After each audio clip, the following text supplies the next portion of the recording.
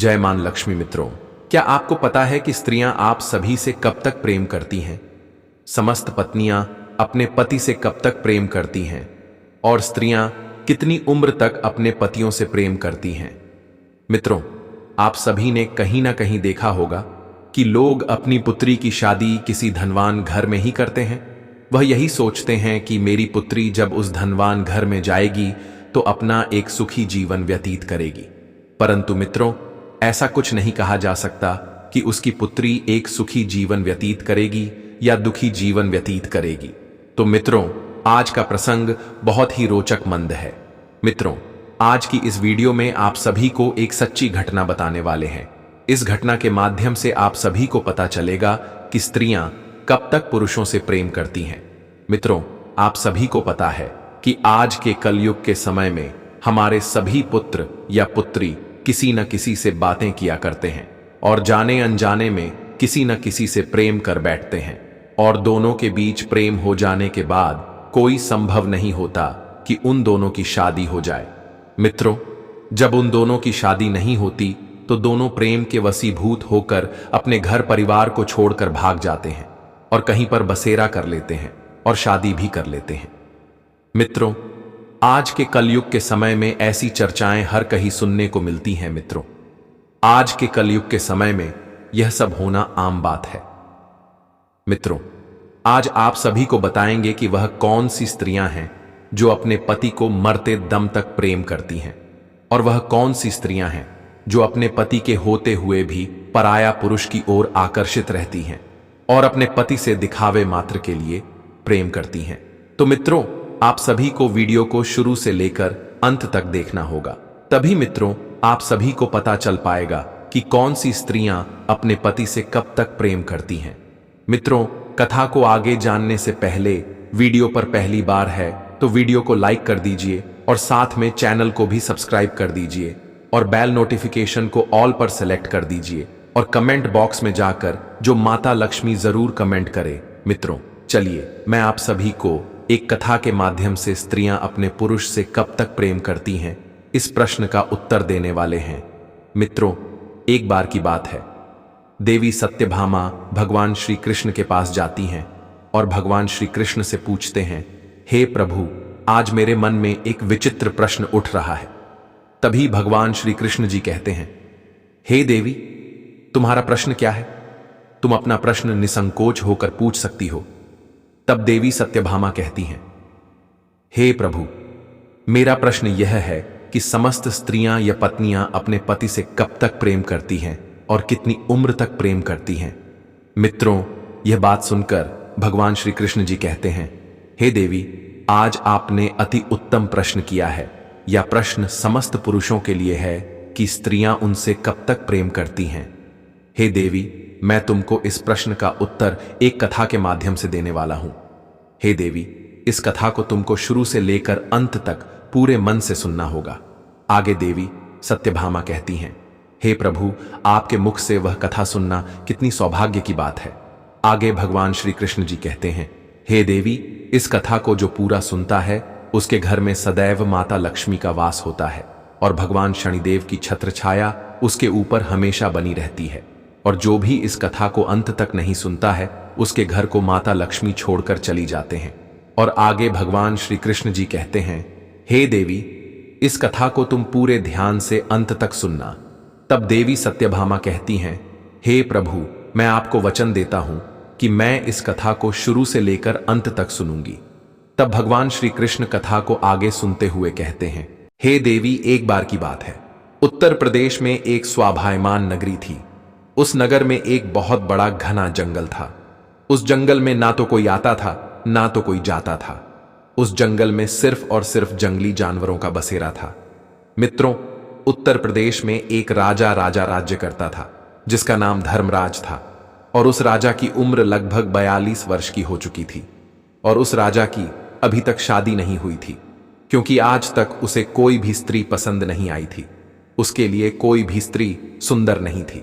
मित्रों, उस राज्य में एक जंगल था। उस जंगल की चर्चा बहुत ज्यादा हो रही थी।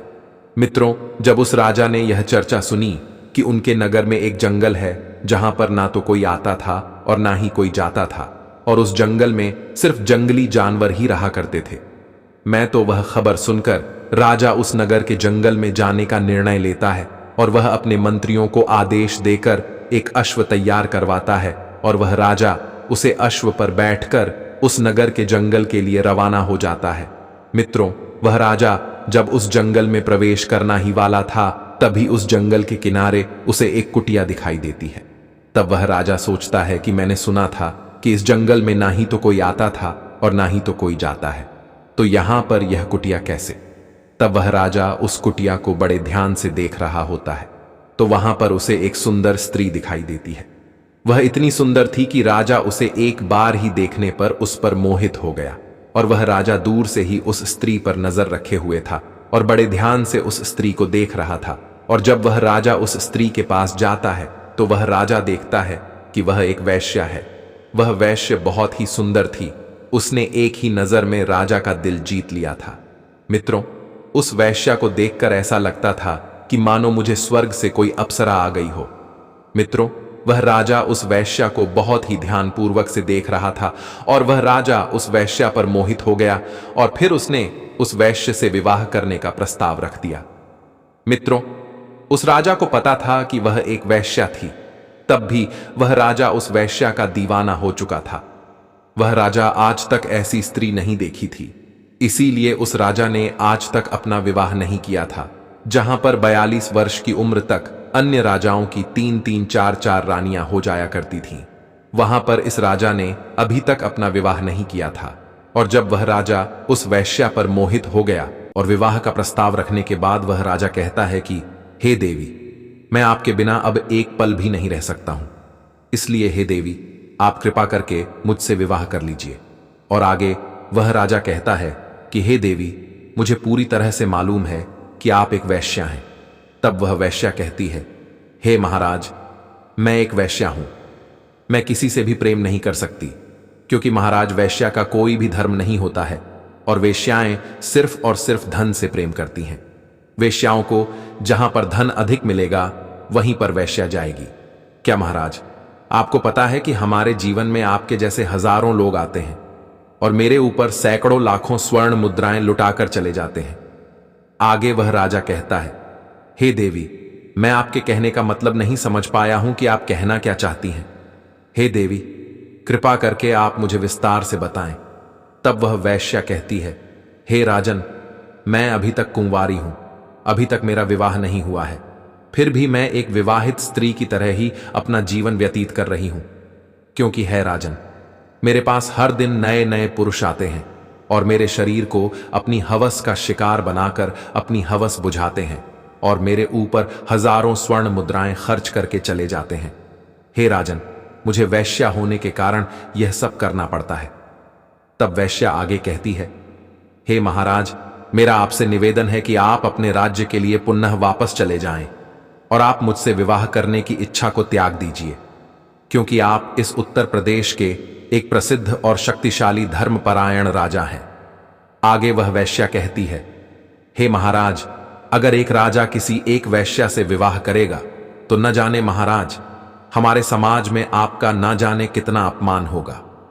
हे महाराज, किसी राजा को एक तुच्छ वैश्या से विवाह करना शोभा नहीं देता है।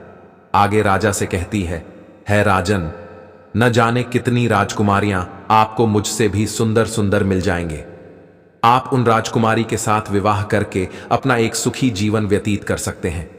और हे राजन, अगर रही बात मुझसे शादी करने की, तो आप मेरे शरीर का एक बार भरपूर आनंद लेने के बाद आप अपने राज्य में वापस लौट जाएं।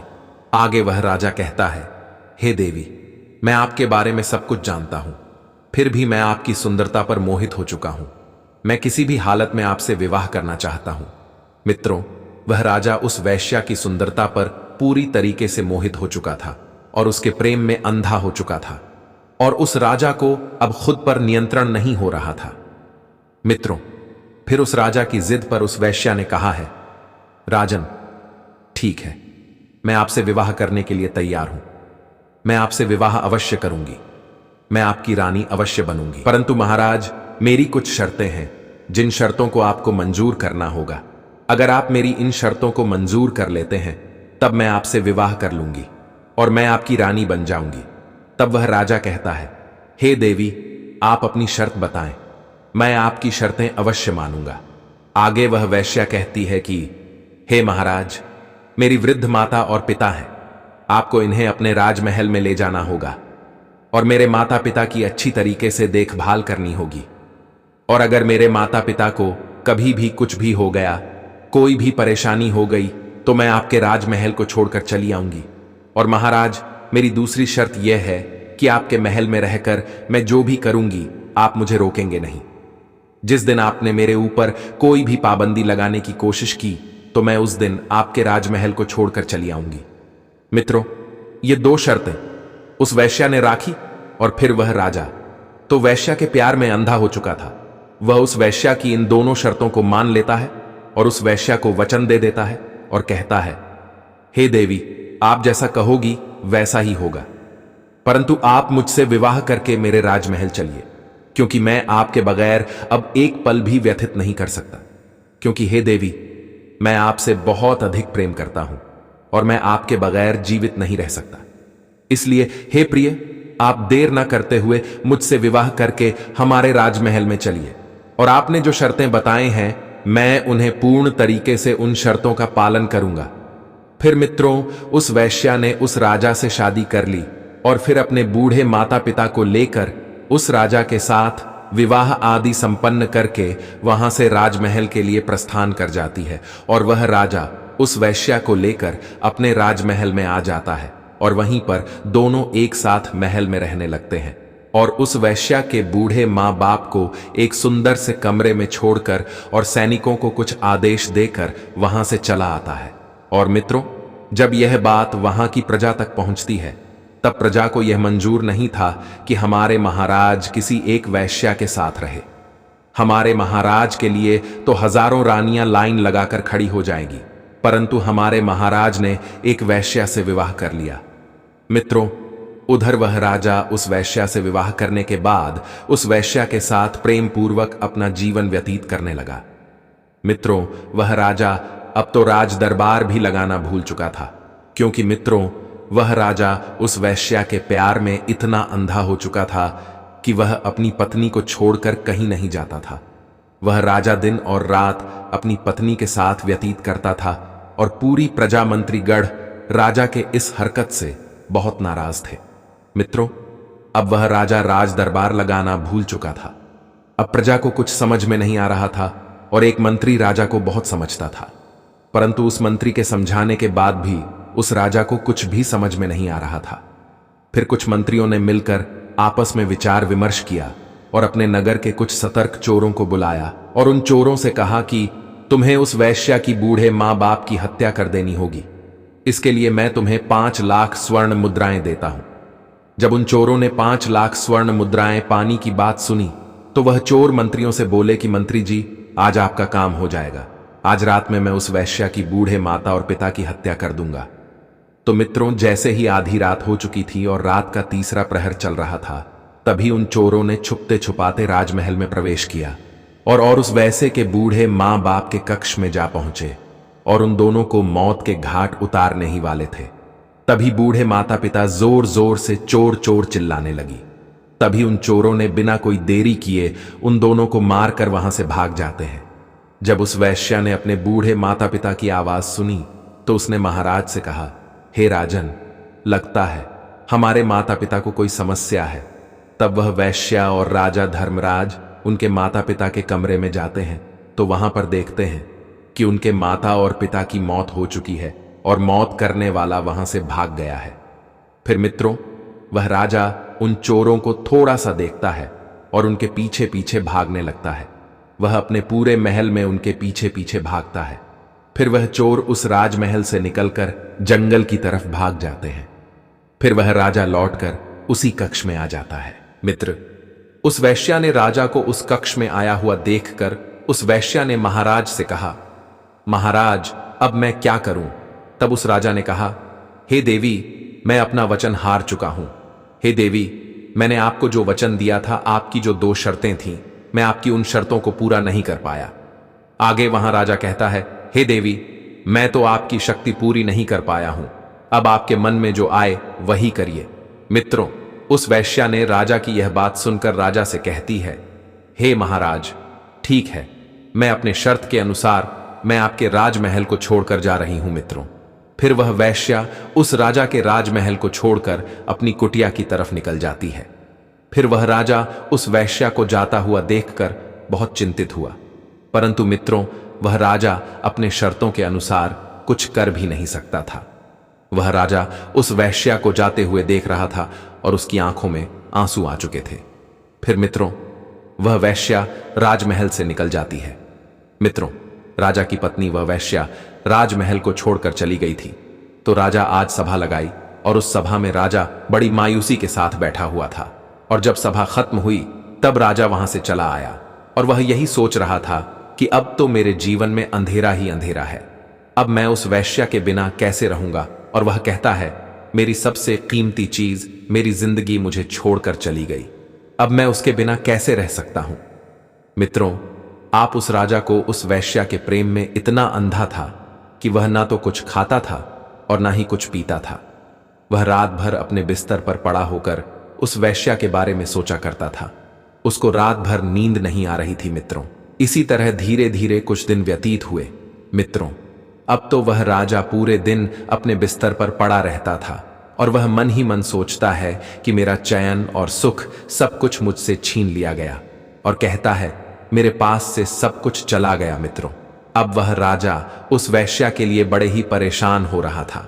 मित्रों, अब उस राजा को अपने आप को संभाल नहीं जा रहा था और एक दिन वह अपना अश्व पर बैठकर इस जंगल की तरफ, जहां पर वैश्या की कुटिया थी, वहां के लिए रवाना हो गया।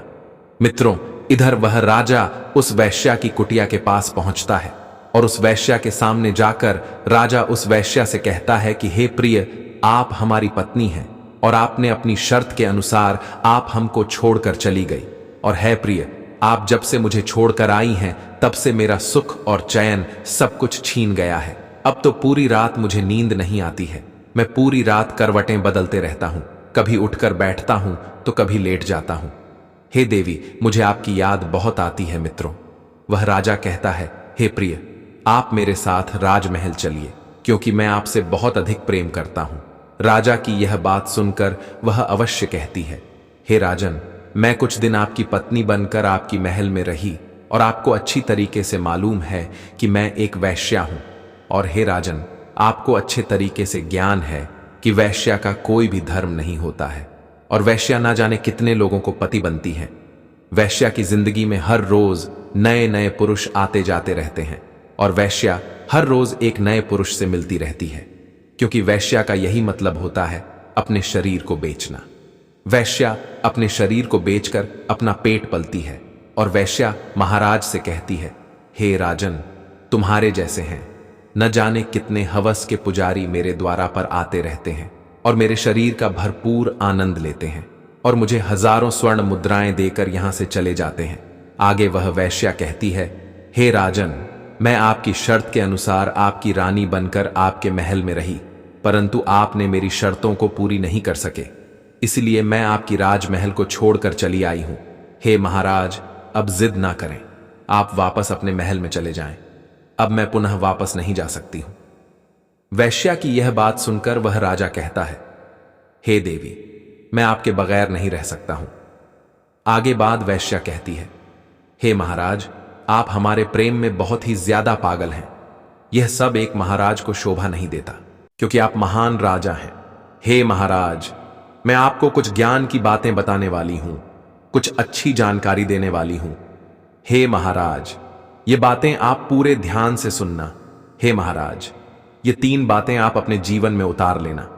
हे महाराज, मेरी पहली बात यह है कि आप जो प्रेम कर रहे हो, यह एक राजा को शोभा नहीं देता कि एक वैश्या से प्रेम करें, उसे अपनी पत्नी बनाएं, यह शोभा नहीं देता, क्योंकि वह राजा होता है और एक राजा किसी वैश्या के प्रेम में पागल हो जाए, उसे यह शोभा नहीं देता है, क्योंकि कहते हैं ना, वैश्या का कोई धर्म नहीं होता है।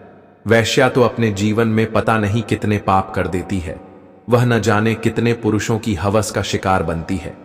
हे महाराज, मैं किसी न किसी पुरुष का शिकार रोज बनती हूं, इसलिए महाराज, आप हमारी बदन के लिए बड़े अच्छे तरीके से समझ लीजिए। आप हमारे प्रेम में अंधे न बने। और वह वैश्या आगे कहती है, महाराज, मेरी दूसरी बात यह है कि मैं एक वैश्या हूं, मेरा कोई धर्म नहीं है, लेकिन समाज स्त्रियों का एक धर्म होता है। समाज की स्त्रियों की एक रीति रिवाज होती है। उन स्त्रियों के साथ आप विवाह करके धर्म का पालन कर सकते हैं। हे राजन, हमारे पौराणिक शास्त्र वेद शास्त्र कहते हैं कि जो समाज की स्त्रियां होती हैं, नारियां होती हैं, उनका धर्म होता है कि वह अपने पति के साथ में रहे, अपनी पति की सेवा करें, अपने पति को पति परमेश्वर मानकर उनकी हर बातों का पालन करें। समाज की स्त्रियों के लिए सबसे बड़ा देवता उनका पति होता है। हे राजन, उस समाज की स्त्रियों का पति चाहे निर्बल हो या बलहीन हो, या फिर वह गरीब हो या कोई कंगाल हो या निधन हो, उन स्त्रियों के लिए उनके पति सबसे बड़ा भगवान होता है। वह स्त्रियां अपने पति को पति परमेश्वर मानती हैं। वह स्त्रियां अपने पति को किसी भी हालत में छोड़कर नहीं जा सकते हैं, और उन समाज की स्त्रियों का यही कर्तव्य होता है कि वह अपने पति की सेवा करें। और हे राजन, यह बात वेश्याओं पर लागू नहीं होती है। हम वैश्या का कोई धर्म नहीं होता है। वैश्या के जीवन में पता नहीं कितने पाप होते हैं, इसलिए वैश्या तो वैश्या ही होती है। और उन समाज की स्त्रियां यही सोचती हैं कि मेरा पति किसी अन्य स्त्री के पास न जाए और किसी अन्य स्त्री को अपने शिकार ना बनाए, क्योंकि समाज की स्त्रियों का पुरुष अगर किसी अन्य स्त्री के पास जाता है तो उनके घर में लड़ाई झगड़ा होने लगते हैं। हे राजन, समस्त स्त्रियां यही चाहती हैं कि उसका पुरुष किसी दूसरी स्त्री के हवस का शिकार ना बने, वह किसी दूसरी स्त्री के ऊपर नजर भी ना डाले, क्योंकि उसको जो चाहिए हो वह मैं दे सकती हूं। इसीलिए समाज की स्त्री से विवाह करना चाहिए, और पुरुषों के लिए भी यही नियम है। जरूरी नहीं है कि पत्नी ही पतिव्रता होनी चाहिए। पत्नी ही धर्म का पालन करे, पत्नी ही अपने कर्तव्यों को पूर्ण करे। पुरुषों को भी पत्नी वृत्त होना चाहिए। और हे राजन, हम तो एक वैश्या हैं, हमको तो जहां धन मिलेगा हम वहीं पर जाएंगे। वैश्या का यही कर्तव्य होता है। वैश्याएं अपना पेट पालने के लिए अपने शरीर को बेचकर अपना पेट पालती है। हे राजन, वेश्याओं को जहां पर अधिक धन मिलता है, वैश्याएं उन्हीं की रानी बन जाते हैं, और जितने समय के पैसे मिलते हैं उतनी ही समय की रानी बनती है। उसके बाद जब उस पुरुष का समय समाप्त हो जाता है, तब दूसरे पुरुष की बारी आती है, उससे भी धन मिलता है। हे राजन, वैश्या का तो काम है कि अपने आप को बेचना, दूसरों की प्रतिदिन रानी बनना। इसलिए हे राजन, हम जैसी वैश्या का कोई धर्म नहीं होता है, और जो समाज की स्त्री और नरिया का धर्म होता है, उन्हें अपने पति और बच्चों को छोड़कर नहीं जाना चाहिए। और मान लीजिए, यदि पति के पास धन की कमी है और उस पति के पास पैसे कमाने का कोई जरिया नहीं है, तो पत्नी को अपने पति को छोड़कर नहीं जाना चाहिए। यह नहीं कि जब उसके पति के पास धन कम हो या धन ना हो तो वह स्त्री अपने पति और बच्चों को छोड़कर किसी धनवान पुरुष के पास चली जाए। हे राजन, पति चाहे निर्धन क्यों ना हो, पत्नी को अपने धर्म का पालन अवश्य करना चाहिए। अपने पति के साथ रहना चाहिए, अपने पति की सहायता करनी चाहिए।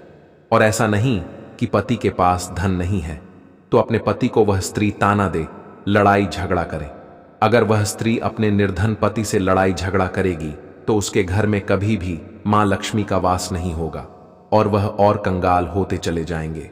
उनके घर में अगर मां लक्ष्मी आएगी तो उनके घर में मां लक्ष्मी रुक नहीं सकती। एक दरवाजे से आएंगे और दूसरे दरवाजे से तुरंत चली जाएंगे। चाहे जितना दुख हो, पत्नी को हमेशा अपने पति से प्रेम करना चाहिए, और अपने पति को दिलासा देने के लिए पत्नी को हमेशा यही करना चाहिए कि स्वामी, मैं आपके साथ हूं, आप परेशान मत होइए, भगवान की कृपा से सब कुछ ठीक हो जाएगा। और पत्नी को पति के प्रति और पति को पत्नी के प्रति हमेशा आकर्षित रहना चाहिए।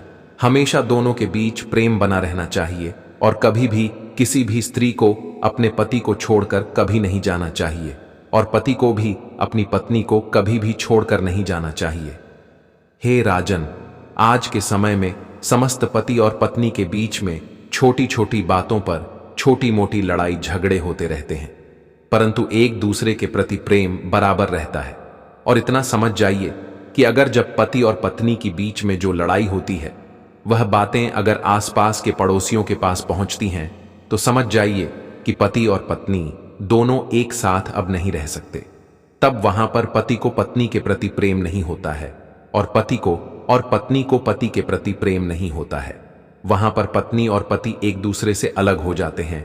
और मित्रों, समाज की स्त्रियों का यही धर्म होता है कि वह स्त्रियां अपने पति के साथ मिलजुल कर रहे और पत्नियों को हमेशा अपने पति के आज्ञा का पालन करना चाहिए।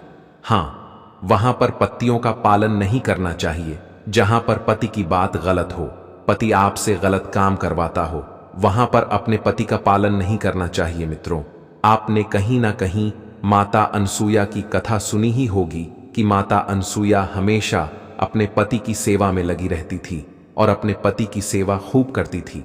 और माता अनसुया के पास कुछ नहीं था और माता अनसुया अपने पति के साथ जंगल में एक कुटिया बनाकर उसी में अपने पति के साथ जीवन व्यतीत करती थी। माता अनसुया अपने पतिव्रता धर्म का पालन किया करती थी, अपने पति की सेवा तन मन से किया करती थी। माता अनसुया अपने पति को पति परमेश्वर मानती थी। और मित्रों, माता अनसुया के पास धन नहीं था, वह बहुत गरीब थी। और अगर यह सोचती कि हमारे पास धन नहीं है, मैं निर्धन हूं और मेरे पास एक धनवान पुरुष होना चाहिए, वह अपने पति के लिए उनकी शक्ति थी। मित्रों, स्त्री के लिए सबसे बड़ा धन उसका पति होता है। धन का मतलब यह नहीं कि उसके पास सोना चांदी और बहुत सारे पैसे हो। पत्नियों का सबसे बड़ा धन उनके पति होता है और उनके बच्चे होते हैं। लेकिन आज के कलयुग के समय में समस्त स्त्रियों का सबसे बड़ा धन रुपया, पैसा, धन दौलत, यह सब होता है और पति कुछ भी नहीं होता। मित्रों, आपने कहीं ना कहीं सुना होगा, कहीं ना कहीं देखा होगा, अपने गांव में, अपने घर के पड़ोस में, अपने ही घर में कि धन के लिए कितनी ज्यादा लड़ाई होती रहती है। इसीलिए हे राजन, पत्नी को हमेशा धर्म का पालन करना चाहिए।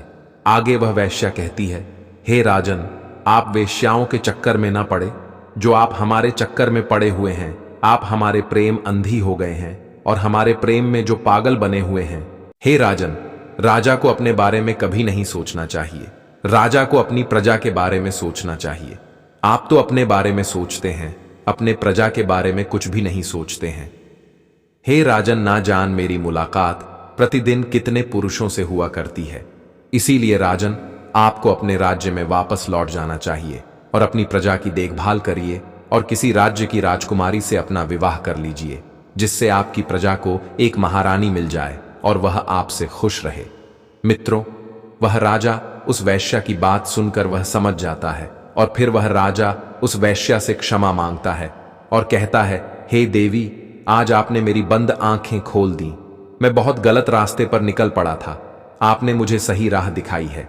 फिर वह राजा अपने राजमहल लौट जाता है और वह एक सुंदर से राजकुमारी से अपना विवाह कर लेता है और वह अपने राज्य में एक सुखी जीवन व्यतीत करने लगता है।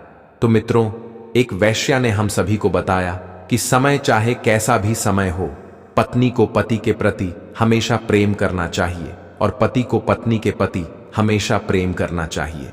तो मित्रों, पत्नियों को अपने पति को मरते दम तक प्यार करना चाहिए, चाहे वह बूढ़े हो चाहे जवान हो, प्रेम बराबर रहना चाहिए। तो मित्रों, आप सभी को यह कथा कैसी लगी, कमेंट बॉक्स में कमेंट करके जरूर बताएं। और मित्रों, अभी तक आप लोगों ने हमारे इस YouTube चैनल को सब्सक्राइब नहीं किया है तो चैनल को सब्सक्राइब करके बेल नोटिफिकेशन को ऑल पर सेलेक्ट कर दीजिए और कमेंट बॉक्स में जाकर जय मां लक्ष्मी जरूर कमेंट करें। तो मित्रों, वीडियो को यहां तक देखने के लिए आप सभी का दिल से धन्यवाद। मिलते हैं किसी और पौराणिक कथा के साथ, तब तक के लिए बाय बाय।